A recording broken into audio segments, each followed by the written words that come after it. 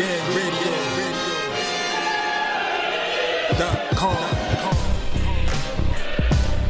Take over.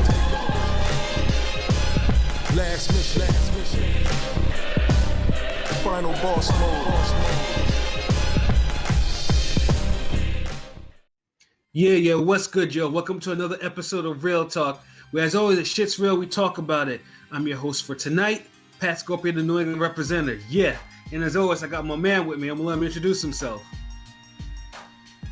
Yo, what's good? LB, Lauderdale boss, Shuttleworth the God, the GOAT artist, Soul Awards creator, Ring Gang, Radio.com. Yes, sir. Ring Gang in the house, as always, man. And as always, I got my other man with me. I'm gonna let him introduce himself. Hey, yo, what up? You already know who this is, your boy King P, Bodega Boxing in the building. Let's get it. I'm amped up. I'm about to go Super Saiyan P today. Yes, sir. Bodega P, straight from the sewer. Yes, sir. And then we also have one more individual, from across the pond. I'm gonna let him introduce himself. Yes. RT Deezy in the building, the graphics designer. I'm out here finally. That's what it is, man. Pleasure having you on this podcast, mate. So yes, we're about to talk about, of course, the big fight that's coming up next Saturday. Of course, I'm referring to is the Deontay Wilder versus Tyson Fury 2, the rematch. Now, I mean, as we all know, the rematch was supposed to happen a lot earlier than expected, but thanks a lot, Aram. Yes. But of course, Tyson Fury decided to go a different route, like literally days before they were about to sign, and he signed the Top Rank. Because he needed to build up his stature in America, because before, he got jobbed in the last fight because people looked at him as some guy who just got off of drugs and beat depression. So, let's see if we could just get an easy win on him. Plot twist. He lasted the distance, got up from 2 tremendous knockdowns, and got jobbed. Yeah, pretty much. And, there was a lot of things going on. I mean, Wilder took a brunt of criticism. I know myself, me and P were in the theater. We were watching that shit. And, the people around us were all like, this was bullshit. Like, I mean, most if not everyone in that damn theater thought that Fury won that fight. And like people were going crazy off that final round and stuff like that. And, I know I myself. I even posted a couple of videos, voicing my displeasure at that decision too. And I'm not and if you've heard me talk, I'm not a fan of neither Fury or Wilder. So it's like if I see if someone won clearly, then they won clearly. God damn it. So the rematch would have been earlier, but Tyson Fury is like, you know what? Let me get this money. Top Rank is waving $100 million at me. Let's get the. And of course, there was almost a glitch in that. But before we get into that particular fight, we have 3 undercard fights happening. Trash on trash. Yeah. This undercard is just shades of the Pacquiao Mayweather card, as in there's an opportunity. There's the eyes of the boxing world are on this card, and there's an opportunity where the promotions are working together again to actually make a palatable card to try to build some stars, fighters that are buzzing. None of the brain trust between Top Rank or PBC is thinking like, this is gonna be a pay-per-view fight. We need to try to make somebody a damn star. So let's load up the. Let's look at Don King and let's load up the undercard like he would back in the day, and we try to make it enjoyable for everyone involved. When one by one when these fights were announced, it just went trash, like P just said, trash. The eyes kept just rolling and rolling until they just rolled out your head. Yeah, it's just fights that you couldn't believe it. You're thinking this is just some rumor shit. Sometimes the rumors could be. It sucks that when the worst boxing rumors actually turn out to be true, and that's how it was when all these damn fights started coming out of the woodworks. So I'll start from the bottom down for the undercard. The co-main event is strictly is PBC, and it's an eliminator, an IBF eliminator It's Charles Martin, the former IBF heavyweight champion in the world, which I say that with complete disgust in my voice, facing none other than Gerald Washington. This is a co-main event, and this is an IBF eliminator. The fuck. The absolute fuck. Yeah, who asked for this fight? Can someone ask me, like, whose side that, out of all people on the PBC side that can get some burn, who the fuck asked for these two fighters? Yeah.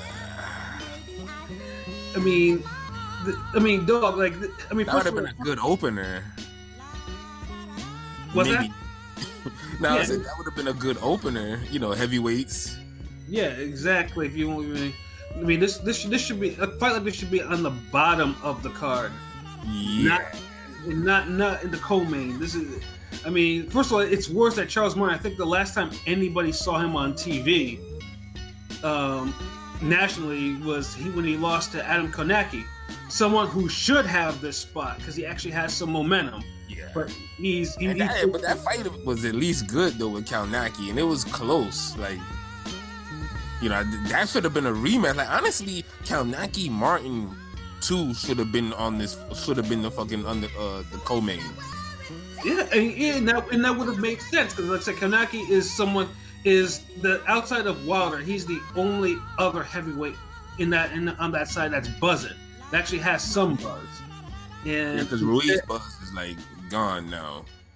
Exactly. And instead, Kanaki has another fight. I think in 2 weeks from that fight, it's trash. It's a trash fight he's in. In fact, he shouldn't even be in at this particular time against Hellenius, which is just a waste. And then we have Charles Martin, and then we have Gerald Washington, who's only on here because he somehow managed to knock out a very faded version of Robert Hellenius, who we just mentioned before, will be facing Kalnaki in a main event. In a main event role. PBC style. Yeah, it's DZ, do you have any thoughts on this, bruh? Who the hell is he? You know what I'm saying? Hey, yo, say that again louder for the people in the back. I said, who the hell is he? Yeah, exactly. Yeah, it's like, this is not a fight that's, if you're gonna be watching it in a theater like I am, where people are gonna be watching it on their streams or their TVs or whatever, this is not a fight. This is a fight that people will say, when the fuck is Wilder Fury gonna come on? Like, dog, like no one wants to see, like, Washington. They're gonna be like halfway sleeping, and then they just announce Wilder Fury, and it's gonna be like, hey, let's go home. You know what I'm saying? Yeah, this does sound like it could be a snoozer. No lie, because remember, it took Charles Martin like a good 5 rounds to start realizing, like, you know what, Kalnaki's not all that special when I punch back. Exactly. And so that's what started made a good fight. And then it's like Gerald Washington. Yeah, Gerald Washington he fights because he's so big and lumbering. He fights so slow. Like, everything is scary. Yeah. But when he finally realized, you know what, I could actually hurt people because I'm actually a big guy. He gets a little knockout. So, but if they revert back to their old selves, yeah, we're looking at a snoozer. Knowing our luck, we're definitely gonna get the old selves. Yeah, because each of them are gonna feel each other's power, and they're gonna be like, nah, this is unacceptable. I gotta box this nigga, and then both of them will be on some scary shit. I can see that. Yeah, and then what's worse too, this is an eliminator. So pretty much anyone who wins this fight might be a mandatory to whoever holds the IBF belt, which currently right now is Anthony Joshua. Cannon fodder. Yeah, and then no one wants to see Anthony Joshua, Charles Martin 2 fight, because the first fight. I didn't even want to see the first fight. God damn. Yeah. I didn't want to see Charles Martin as heavyweight champion. Dylan White. That's the only Joshua rematch I want to see. That's it. Yeah, pretty much, And like I said, Charles Martin. I mean, the IBF and the IBF is the reason why. The limit is the reason why Charles Martin is called a former heavyweight champion of the world, because he might have the luckiest path towards the heavyweight title I've seen in the last 20-something years. Yeah, because Fury got stripped of that belt, and then he fought for it.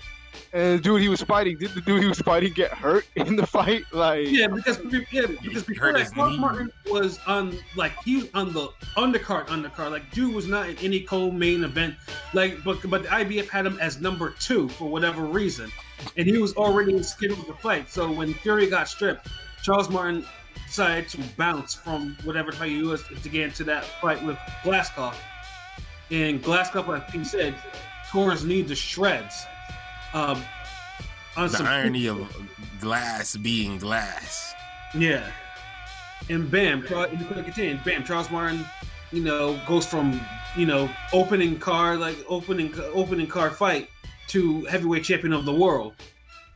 I've never seen anything like it, ever, for a heavyweight champion. I was lucky as hell. Luck, pure luck. And then getting a payday off of that was more luck again. Yeah, he got around $6 million to lose his, to basically lose his belt to Anthony Joshua. And now this dude might get lucky again. What the fuck? Yeah, no, it's horrible. It's horrible that this fight is actually up there. It's up there this high in this card. But I guess we just have to pray to the boxing gods that these two realize that they're heavyweights, and they realize that heavyweights, if you want to become a viable opponent for a real top level heavyweight, they gotta fight like top level heavyweights themselves. Yeah, these niggas not top level heavyweights, so the fuck fight like top level heavyweights when you not top level heavyweights. Well, unfortunately, Charles Martin is a former heavyweight champion of the world, so God, don't give me that bullshit. You have to put him somewhere. Transitional lucky ass champion. I mean, he's not a jobber. He's a capable dude. He's not a jobber. He just don't apply himself. Like I said, it took him 5 rounds to realize he could put hands on Kalnaki, and that fight could have been a draw. Right. Like, real talk, that was the perfect fucking co-main. Like, damn, PBC, what y'all be doing, man? Like, y'all literally fumbled that. Like, easy fumble, and y'all could have had highlights played up and everything. Y'all could have been like, yo, a rematch double header. Like, dude, like, I mean, who y'all picking to win? Are we just the fans losing? So I don't know who wins anyway. So.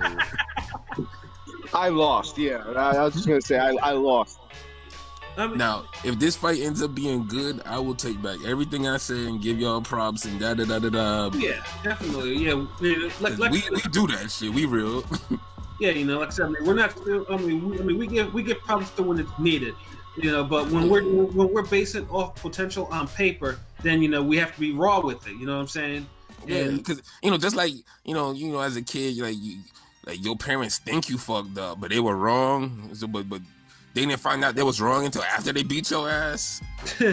so they can't really say sorry. So they just they give you your favorite meal, or that definitely. Yeah, that was definitely my mom's thing. Like, my mom would be like, "Have you eaten?" And I'm like, "Yes, I have." After all that, so you find a little video game on your bed or some shit. I mean, right. Your favorite meal. Your siblings end up doing the chores that night. Facts. Shit like that. So that's how we on it. I mean, that tough love. So hopefully, Charles Martin neither guy needs. Yeah. Well, I guess it's better for the sport if Charles Martin win. Fuck it. So, Charles Martin by knockout. Yeah, I'm leaning towards that too, because like I said, Gerald Washington. Same. Yeah, because Gerald Washington. His only real career highlight after is outboxing Wilder for about 5 rounds before eventually catching the right hand. And I mean, even if he does get a shot at the heavyweight title, I mean, I see the same thing. I don't see him winning a really big fight. Yeah. So Charles Martin knockout across the board, and I'm pretty sure DZ's like, who the hell is that? Oh man. So next. Yeah, next fight. So the next fight on there is a title fight. Someone that we all respect. It's Emmanuel Navarrete, defending his WBO super bantamweight title against somebody who I've never seen. I don't think any of us has seen before, but he's Filipino, Gio Santamisuma. Who? Wow. Yeah. Yeah, who's that? Yeah. DZ, Yo, I ain't gonna lie, that's gonna just be a DZ ad-lib. So you gonna record that separately, and just anytime there's some trash ass fight and y'all just giving us a random career mode, we just gonna be like, who the hell is that? Yeah, DZ's killing me with that. Cause that's in my head every time I read these. Every time I read off the damn fight on the card. That's right. I mean, like I said, Navarrete, we respect Navarrete. I mean, Navarrete came out of nowhere and beat down a respected fighter in Isaac Dogbe. First fight was an absolute war and a half. And then the second fight in the rematch for that fight was bad. Because it was an increased beating and being less competitive behind it. So it's Navarrete since then, I think he's fought 3 times since then. He's an active champion. But he's fought pretty much I wouldn't say that they're jobbers pretty much. I don't think they're really ranked contenders. But this would be a good showcase for him. But his opponent is what we like to call the unknown Asian. Now the unknown for those who haven't followed our podcast, the unknown Asian is basically an Asian, a fighter from an Asian descent, from an Asian country that comes over and either gives a respected fighter or champion all types of hell, and sometimes actually beats them. There's a whole, and there's been a whole. Or gives us a fight of the year contender. Yeah, because basically they don't know how to quit. They have that fighting spirit, and this was the one fight on this card I will say that has the potential of beating this way. I mean, Santissima is 19-2 with 16 knockouts. He's a puncher.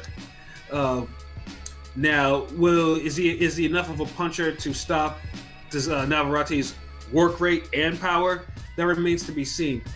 I mean, this fight to me on paper has it could be the fight of the night, but it could also be, like I said, it could be a one-sided beatdown by for Navarrete. And it'll be, if it is that way, then it'll just be like, okay, this is Navarrete's last little setup or whatever, and he should really try to fight a big dog now, because he's had Lito's guys, the guys he fighting are cannon fodder for Oscar Valdez. Exactly. You better than that right now, fam. Yo. Yeah, exactly. Don't fight no more. Who the hell is that type guys? You beat an active champ and you cute and you're staying active, so respect for that. But no more Caleb Plant level opponents. Facts. Yeah. Now, like I said, now if it turns out to be that Santissima is the typical unknown Asian and gives them all hell, then we respect it. We'll take it back. But now, to be fair, I don't think those unknown Asians usually come from the Philippines. Sometimes, but it's usually the Japanese, Thailand fucking people. But could be Philippines got some. Didn't they have what's that guy who knocked out Johnny Gonzalez? Penalusa? Yeah, Penalusa. Penalusa was actual champion though. I mean, I don't count. Usually the Filipino guys that come here are usually hype or somewhat known. The one that knocked down Valdez before, that one was filmed, and he was winning that fight. Yeah. But no, but I see P point. Like I guess you could say the majority do come from Japan, but it's like that whole region. You can't sleep on that whole region, Right. you know, because they all have different types of attributes. Usually the Filipinos, they have like a more rugged, aggressive style, and they got that little Pacquiao fire in them. So sometimes they might be awkward or be a little herky jerky. The Japanese fighters are usually tough, you know, textbook, but high work rates. High work rates, very strong, a lot of pop. Like usually, like sound. Yeah, the Filipino guys are very like they have power, and like not like crazy power, but they have power as well as weird herky jerky movements and shit. And they're usually athletic. You know, they be athletic as hell. Yeah, exactly. The Japanese fighters, they don't be athletic like that. Like they be trained and in shape and everything, but the athleticism is more different. Yeah, they're more flat-footed. Yeah. Yeah, I mean, pretty much all the athleticism is in their mind, as in it's hard to break a Japanese fighter. You know. Damn straight. Yeah, I mean, usually, they'll go out on their goddamn shield. They'll take a whole. I mean, usually, I mean, if something bad happens to them, it's usually like after the fight, which we don't wish upon it, but sometimes it bees like that sometimes. So, yeah, tough. You know, but like I said, you know, but all of them, the unknown Asian, like I said, because I mean, they are the variable in boxing that you just cannot sleep on. Yeah, sleep on. Like a lot of people, and you know, ring game worldwide. I mean, so we respect the type of different styles that come from and develop from different regions and countries. But usually you kind of know what you get when you getting, you know, your Mexican pressure fighter or your textbook European fighter, you know. But when that Asian region, it's just, you got to break it down a little more. Yeah, exactly. Especially, God forbid, if they're hungry. If you hear backstory about how hungry they are, then you're like, okay, like these dudes, they're not coming here to lay down. They're not coming here to do the job. They're coming here to make sure someone does the job for them. You know? Yeah, they're basically the Pacific versions of Colombians and Argentinians. Like they're the equivalent. Like I can see that. Shay. Yeah, that's a good one. I like that. You know? Yeah. So I do think that I think this fight has the potential of it. I mean, I'm not, like I said, I'm not knocking this fight on paper all that much, other than like if it turned out to be one-sided, then Navarrete, we want to see you in another opponent going forward. Like that would be like 4 opponents of that nuclear. It got to be an end game to this, you know, career mode. Like exactly. You got to get to your Isaac Frost again. I mean, yeah, you know, if you could beat a respected fighter like Dogby, you sure as hell could beat another respected fighter at 122. So, yeah. I'm going with Navarrete Super because, like I said, dude is streaking right now, you know. But this is the one fight where I can see an upset. Yeah, I say Navarrete by decision. I think it'll be Navarrete in a late knockout. Yeah, I agree. Late KO. Yeah. Yeah, I wanted to say KO, but I'm. Well. Oh, what's up? I'd say KO as well. All right, that's what it is. Y'all left me with the decision. You know what? I believe in the unknown Asian career mode. I'm gonna give him the benefit of the doubt. That's why I said the decision. Well, in this case, I will say with the unknown Asian thing. In this case, and maybe y'all disagree, but I look at it as also with the reason I'm going for saying knockout is because the unknown Philippine fighter, as awkward as they aren't always the most durable. Except the top guy. The top guys are durable, but like the unknown guys aren't as durable. So sometimes they don't take as well as they could give. Right. Yeah. I could see a knockout. Those Asians are like they have got good agility, and they've got like good speed for just smashing things in. Yeah, that's definitely true. Yeah, I mean, and I'm pretty sure Doom try his best to do a lot of sparring. I mean, he got 2 losses, so I mean, he can be beaten. He the underdog. We'll see. If it's a decision, I hope it's like a great fight, not no, come on, you can't put this guy away type of fight. Yeah, exactly. We need. Yeah, I mean, basically, I mean, if this could be an action fight, I'm expecting it to be this one. Like I said, I'm just hoping it's not one-sided. I hope it's not mean, because it'll be if it ends early, then most likely I'll probably take myself to the movie theater lobby to get myself a drink or something. But yeah, So what's the next fight? The next and the final undercard fight is this one was added at the last minute. It's supposed to be a PBC versus Top Rank fight, because they figured, one fight is Top Rank, which was just the Navarrete card, and then the Navarrete fight, and then Charles Martin and Washington's the PBC one.